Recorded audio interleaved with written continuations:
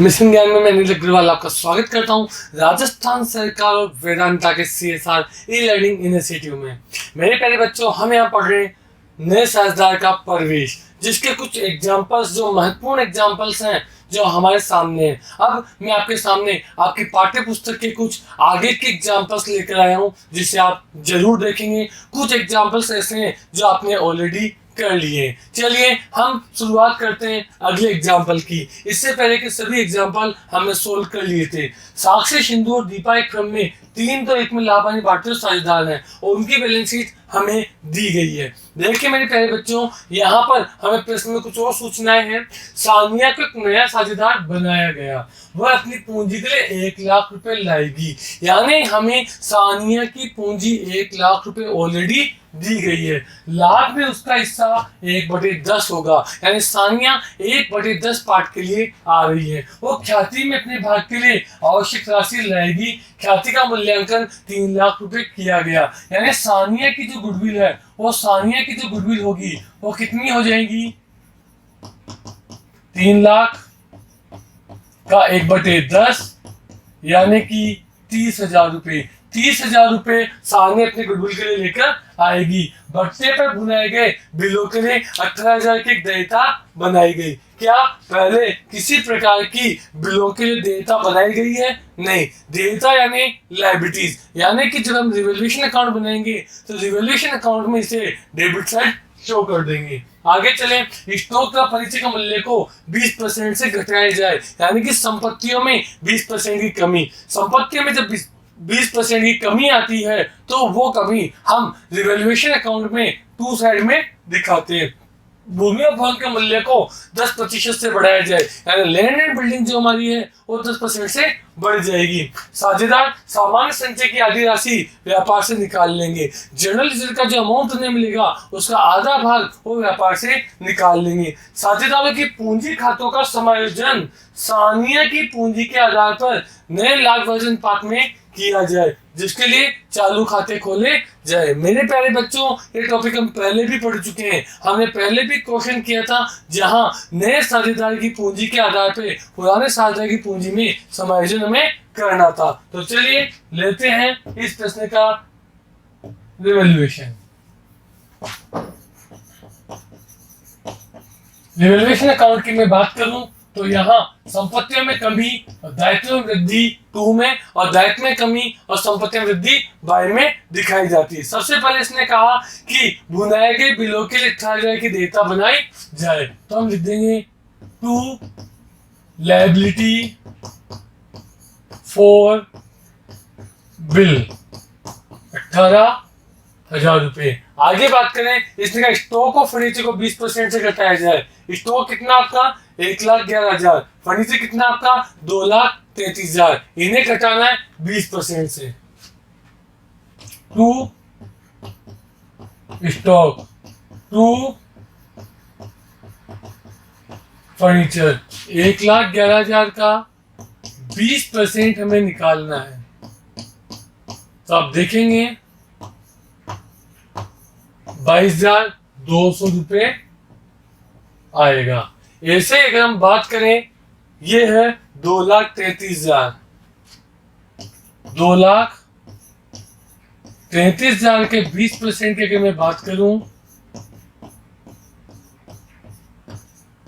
यह जाएगा 46,600 रुपए।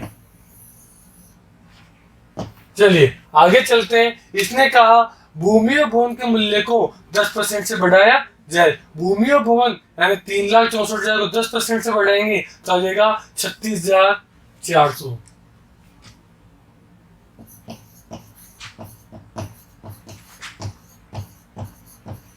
आगे बात करें, कुछ और सूचना हमारे पास है नहीं है, तो इस तरीके से इन सूचनाओं के आधार पर हम निकाल लेंगे बाय लॉस। इधर जो टोटल जो हम लगा रहे हैं हो जाएंगे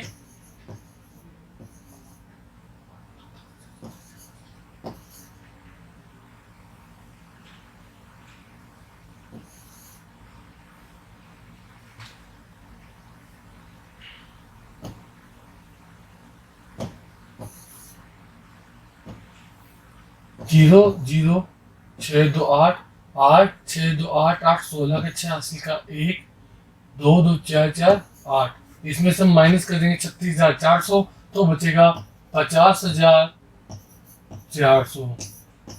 टोटल हो जाएगा 86,800। 50,400 को हम बांटेंगे 3 2 1 में। किस किस में? हमारे साझेदार है साक्षी, Sindhu, Deepa,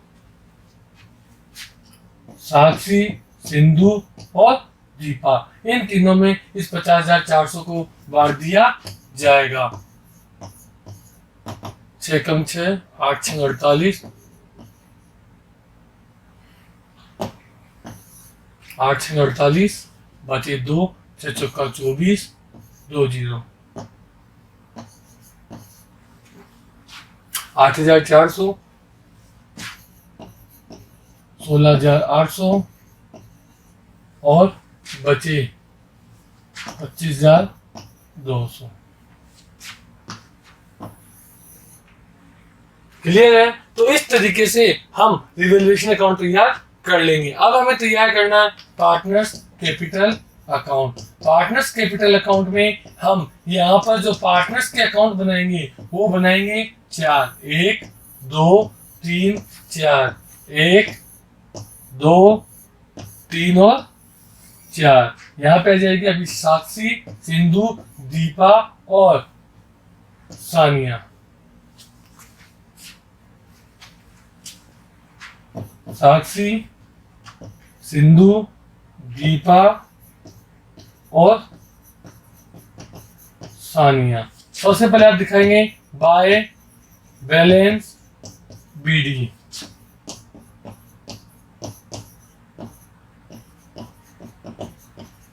bye balance b d, इनकी पूंजी खातों के शेष 358, 3 लाख और 262। 3,58,000, 3 लाख और 2,62,000। सानिया पूंजी नकद लेकर आ रही है, बाई कैश। कितनी? वो पूंजी के लिए लेकर आ रही है 1 लाख रुपए।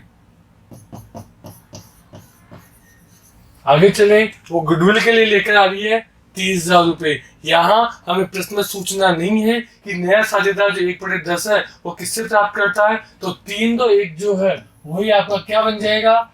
त्याग का अनुपात। यानी 3:2:1 में हम किससे बांटेंगे? 30,000 को। क्या लिख देंगे? बाय गुडविल 3:2:1 में बांटेंगे 15,000, 9,000, 6,000। आगे चले, गुडविल के बाद हम दिखा देंगे रिवैल्यूएशन। रिवैल्यूएशन में हमें क्या हुआ है? लॉस। लॉस को हम दिखा देंगे तो 25,200, उसके बाद 16,800, उसके बाद 8,400। आगे चले तो अब हमारी पहला पॉइंट हो चुका है, दूसरा पॉइंट हो चुका, तीसरा पॉइंट हो चुका, चौथा पॉइंट हो चुका, पांचवा पॉइंट हो चुका, छठा पॉइंट। साझेदार सामान्य संचय की आधी राशि निकाल लेते हैं। सामान्य संचय जनरल रिजर्व 48,000 है, पहले 48,000 को बांटा जाएगा बाय जनरल रिजर्व। 48,000 को जब हम बांटेंगे तो हो जाएगा 24,000, 18,000 और 12,000। 48 8 8 8 24 8 2 16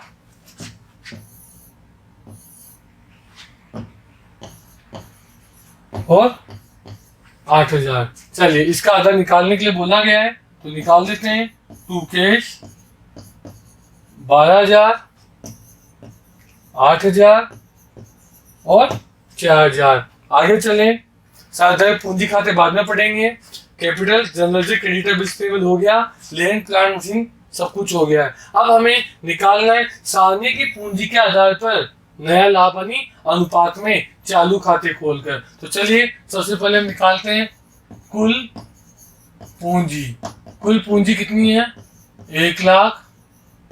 1/10 के लिए आई है, 10/1 इसे मल्टीप्लाई कर देंगे, ये हो जाएंगी 10 लाख। सबसे पहले हमें निकालना है नया अनुपात जो कि इस प्रश्न में दिया हुआ नहीं है। माना कि फर्म का लाभ 1 रुपये, 1 माइनस 1/10, 9/10। हम बांटेंगे साक्षी 9/10 गुणा 3/6, 9 × 27/60। सिंधु 9/10 गुणा 2/6, 18/60। दीपा 9/10 गुणा 1/6, 9/60। और सानिया 1/10 गुणा करेंगे 6 से, 6/60। तो आपका अनुपात हो जाएगा 27 अनुपात 18 अनुपात 6 अनुपात 9 अनुपात 6। ये आपका जो अनुपात होगा, इस अनुपात में आप 10 लाख रुपए को बांटेंगे, जो कि हम पहले भी कर चुके हैं। और यहाँ पर हम लिखेंगे टू बैलेंस सीडी, और टू बैलेंस सीडी में हम लिख देंगे जो इनकी नई पूंजी आएगी, वो उस नई पूंजी को यहाँ लिखने के बाद हमने पहले भी ऐसे प्रश्न सोल्व किए, मैंने बताया था कि जो भी पूंजी में अंतर आएगा वो पूंजी का अंतर हम किससे सही करेंगे, नगद लाकर एक चालू खाते। इस प्रश्न में हमें चालू खाता खोलने के लिए कहा गया है, इसलिए हम यहाँ चालू खाते खोलेंगे और चालू खाते खोलकर इस अंतर की राशि को यहाँ पर प्रदर्शित करेंगे। तो मेरे प्यारे बच्चों, मैं ये आपको पहले भी सिखा चुका हूँ, इसे आप खुद से करेंगे और देखेंगे। अब हम अगले प्रश्न की ओर चलते हैं। अगला प्रश्न है, सुरेंद्र और महेंद्र 5:3 में लाभानी भारतीय साझेदार है, उनके चिट्ठा हमें दिया हुआ है। प्रश्न में कहा गया है 1 जनवरी 2017 को अंकुर को साझेदार बनाया गया, वो पूंजी के लिए 20,000 लाता है। नया लाभानी अनुपात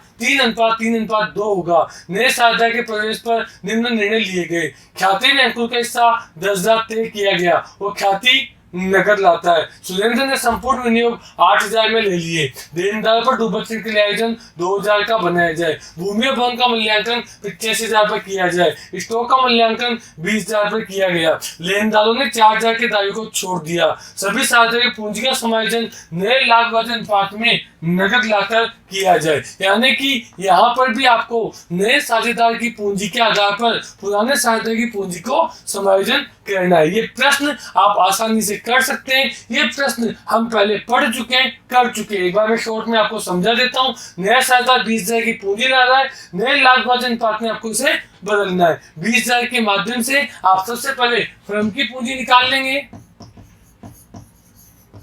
फर्म की जो पूंजी होगी वो होगी 20,000 गुणा 3, 3, 6, 7, 8, 8/2 यानी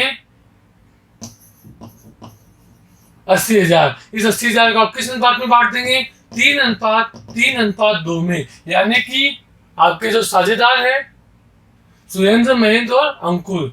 सुरेंद्र उनकी पूंजी हो जाएगी 30,000, महेंद्र उनकी पूंजी हो जाएगी 30,000 और अंकुर उनकी पूंजी हो जाएगी 20,000। साथ ही साथ अंकुर का हिस्सा 10,000 तय किया गया, वो ख्याति की राशि नकद लाता है।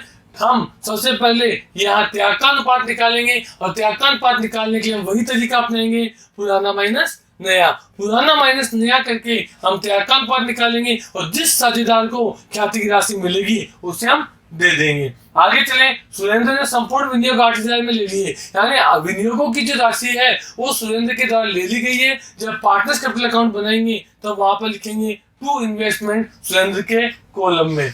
विनियोग पहले कितने के थे,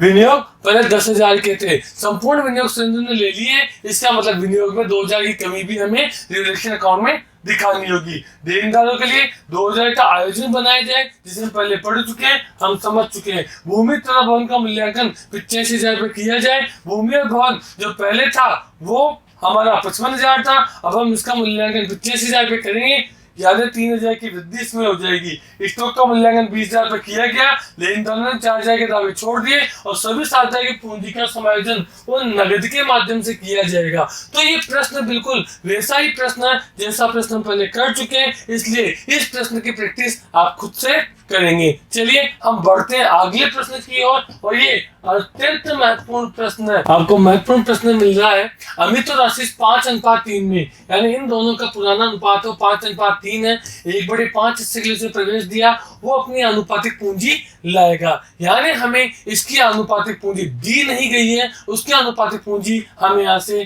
कैलकुलेट कर लेंगे। प्रश्न को आगे पढ़ें। सर्वर को निम्नलिखित शर्तों पर प्रवेश देना स्वीकार किया। फर्म को ख्याति 20,000 पर मूल्यांकित की गई, यानी जो फर्म की ख्याति 20,000 है वो अपना हिस्सा नगद लेकर आता है। तो सबसे पहले हम सर्वेंट की गुडविल यहाँ से निकाल लेंगे। जो गुडविल निकलेगी वो होगी 20,000 का 1/5, यानी कि 4,000 रुपए। भवन 13,000 से बढ़ जाएंगे, मशीन 30,000 पर मूल्यांकित होगी। डूबत ऋण 5,000 अधिक पाया गया, यानी कमी करनी है। 1,200 रुपए का दायित्व लेनदारों में शामिल है जिसके उत्पन्न होने की संभावना नहीं है, यानी लेनदारों में कमी। ग्राहक ने 500 रुपए हानि के लिए जो मांगे हैं वो फर्म द्वारा स्वीकार नहीं किया गया। कोई हमारा ग्राहक था जिसने हमसे दावा किया था, वो हमसे 500 रुपए की डिमांड कर रहा है। ग्राहक और फर्म के मध्य समझौते इसके 100 रुपए निर्धारित किए गए। हमने डिसीजन लिया कि ग्राहक को केवल 100 रुपए दिए जाएंगे। 10,000 के विनियोग पुराने साझेदार ने लाभ विभाजन अनुपात में ले लिए। इन्वेस्टमेंट को पुराने साझेदार ने पुराने अनुपात में ले लिया। साझेदार की पूंजी लाभ विभाजन अनुपात में समायोजित होगी। मेरे प्यारे बच्चों, यहाँ सर्वर की पूंजी भी मिसिंग है, यानी हमें पहले नए साझेदार की पूंजी को ज्ञात करना है। उसके बाद यहाँ कहा गया है कि नए साझेदार के आधार पर साझेदार की पूंजी समायोजित होगी, यानी दोनों जो पूंजी के समायोजन हैं वो दोनों के दोनों समायोजन यहाँ पर क्या हो रहे हैं, मिक्स हो रहे हैं। आपको चालू खाते खोलकर समायोजन करने हैं। आशीष नगद में 2,400 रुपए का आहरण करता है। आपको पुनः मूल्यांकन खाता, पूंजी खाता और चिट्ठा तैयार करना है। तो मेरे प्यारे बच्चों, यहाँ पे आपको दोनों पूंजी के समायोजन करने हैं। चलिए शुरू करते हैं हम पूंजी का समायोजन करने से पहले रिवैल्यूएशन अकाउंट।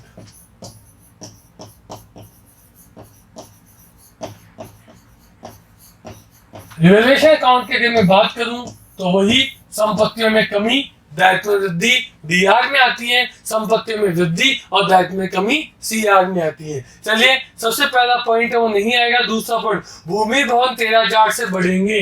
बाय लैंड 13,000 से बढ़ेंगे, 13,000 की वृद्धि हुई। मशीन 35,000 पर मूल्यांकित होगी। मशीन पहले कितनी थी, 35,000, अब कितने पर मूल्यांकित होगी, 30,000 पर, तो कमी हो गई 2 मशीन 5,000। आगे चलें, आगे पढ़ते हैं। तो लेनदारों में डूबत ऋण आयोजन 500 से अधिक पाया गया।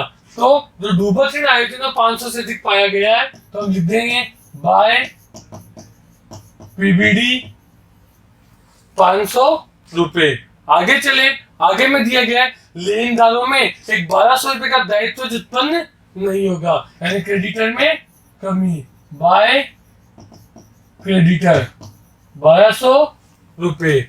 आगे चले, साथ ही लिखा हुआ है कि ग्राहक ने 500 रुपए हानि के लिए मांगे, लेकिन हमने कितने में निर्धारित किए, 100 रुपए। तो हम यहां लिख देंगे टू क्लेम 100 रुपीज का। आगे चले, बस यही कुछ है। तो हम इसके बाद प्रॉफिट या लॉस निकाल लेंगे। 13, 14, 14,700, इसमें से 5,100 गया तो हमें होगा 2 प्रॉफिट। माइनस करेंगे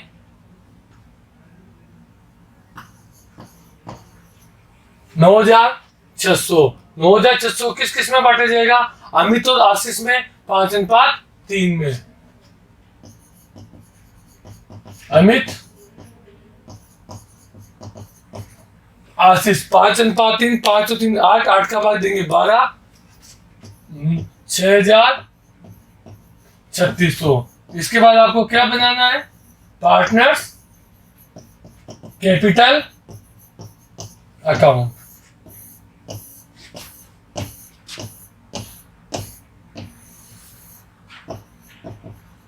अमित आशीष, और आपने किसको एडमिशन दिया है? श्रवण।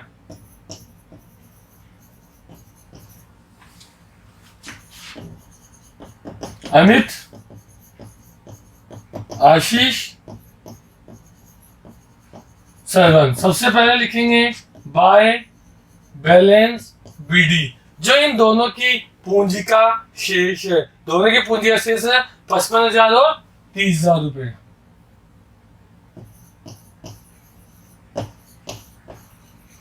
बाय केस श्रवण की पूंजी मिसिंग है, उसे हम लिख नहीं सकते। बाय गुडविल, गुडविल का हमने हिस्सा निकाला था 4,000। प्रश्न में कहीं लिखा है कि श्रवण का जो 1/5 भाग है, श्रवण किससे ले रहा है? नहीं लिखा हुआ। तो मैंने आप लोगों को बताया था, जब ऐसा नहीं लिखा हो तो पुराना जो अनुपात है 5:3, वही क्या होगा? त्याग का अनुपात। तो 4,000 को 5:3 में हम बांट देंगे। 5:3, 5×3 8, 8 पंजे 40।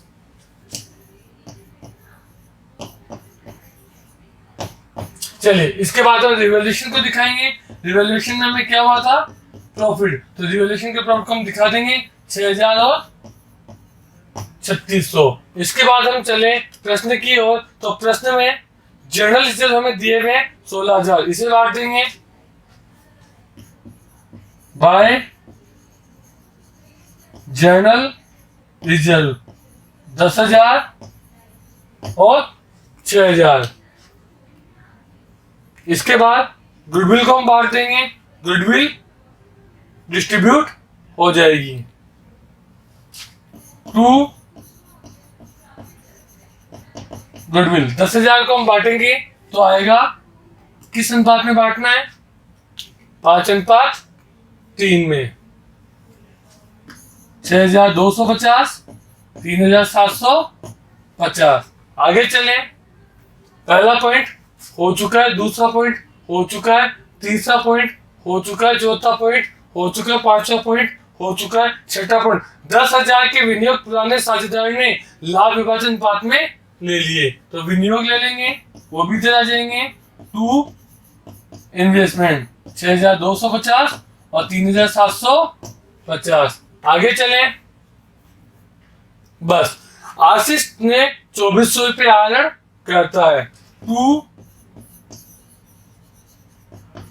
ग्रोविंग्स 2,400 रुपए, और कुछ बचा नहीं। अब सबसे पहले मेरे प्यारे बच्चों, हमें श्रवण की पूंजी को निकालना है, और श्रवण की पूंजी जो कि आपका नया साझेदार है, वो पुराने साझेदार की पूंजी के आधार पर निकाला जाएगा। इसलिए हम इन दोनों की पूंजी का बैलेंस निकाल लेंगे, और उस बैलेंस के आधार पर निकालेंगे नए साझेदार की पूंजी। 55, 56, 57, 58, 59, 60, 61, 62, 63, 63 और 10, 73,500।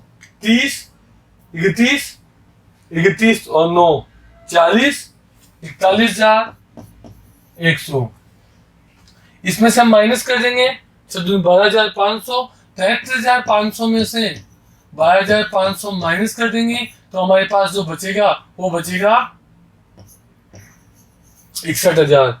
इधर जो 41,100, 41,100 में से हम माइनस करेंगे 3 दूनी 6, 7 8, 3 दूनी 6, 7,500, 7,500, 8,500, 9,500, 9,900।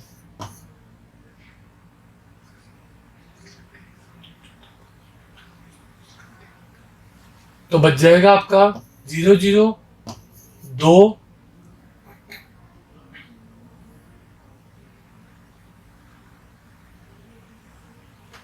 सॉरी यस, 11 में से 9 गए तो 2, 10 में से 9 गया तो 1 और 3, 31,200। तो चलिए हम इन दोनों के बैलेंस शीट को ले लेते हैं। अमित और आशीष 61,000 और 31,200, दोनों का हम टोटल लगा लेंगे।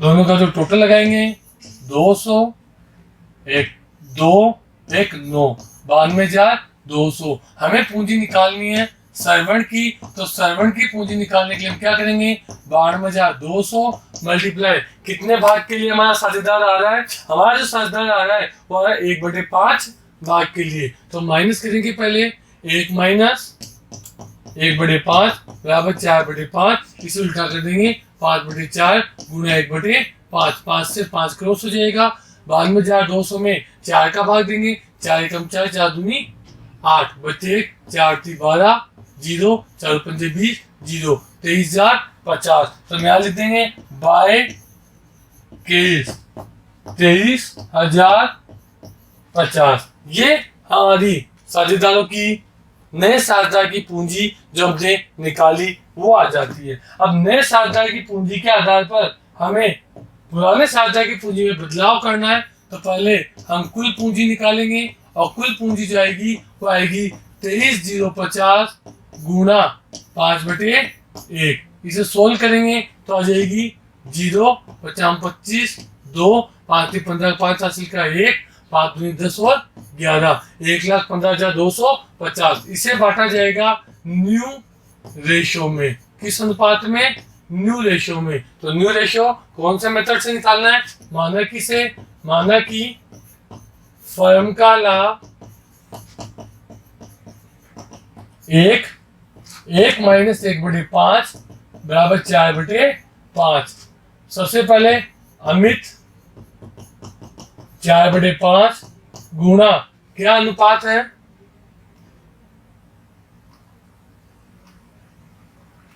5/8। तो हम सोल्व करेंगे